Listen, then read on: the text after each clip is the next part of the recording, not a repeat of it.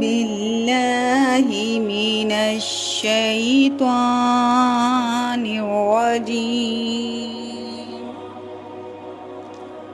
بسم الله الرحمن الرحیم. ویلکم ٹو مائی چینل تعلیم القرآن.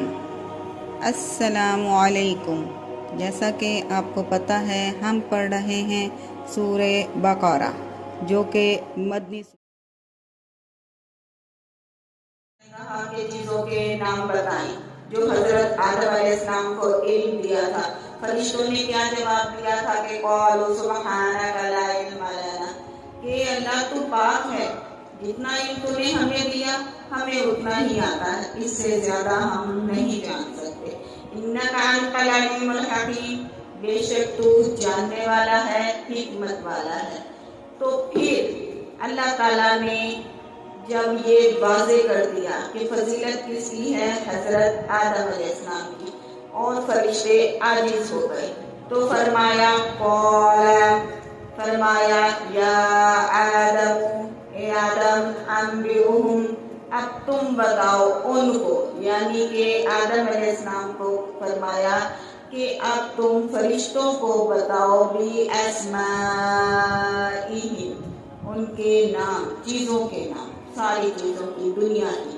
فَلَمَّا، پھر جب، أَنبَأَهُمْ، خبر دی ان کو، یعنی کہ جب حضرت آدم علیہ السلام نے فرشتوں کو بتایا بِأَسْمَائِهِمْ، ان کے نام، دنیا کی تمام چیزوں کے نام بتا دیے.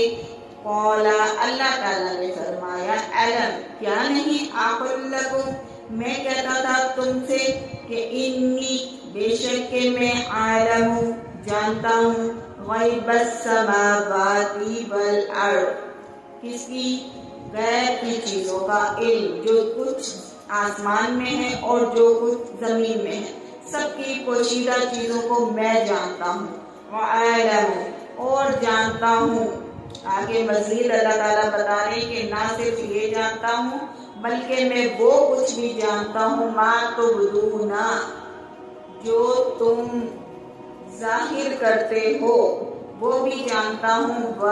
اور ما کنتم، اور جو تم تکتمون، چھپاتے ہو وہ بھی جانتا ہوں. اب اس طرح سے کیا ہوا، حضرت آدم علیہ السلام کو خطاب کر کے فرشتوں کو ان کے نام بتا دیے. آدم علیہ السلام نے فوراً سے سارے بتا دیے.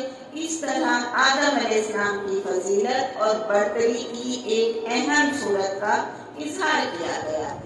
آدم علیہ السلام کو ایک طرح کا معلم کا درجہ دیا گیا اور فرشتوں کو طالب علم کا.